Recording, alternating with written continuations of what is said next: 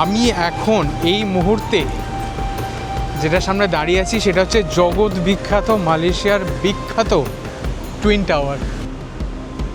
এই সেই মালয়েশিয়ার বিখ্যাত টুইন টাওয়ার্স।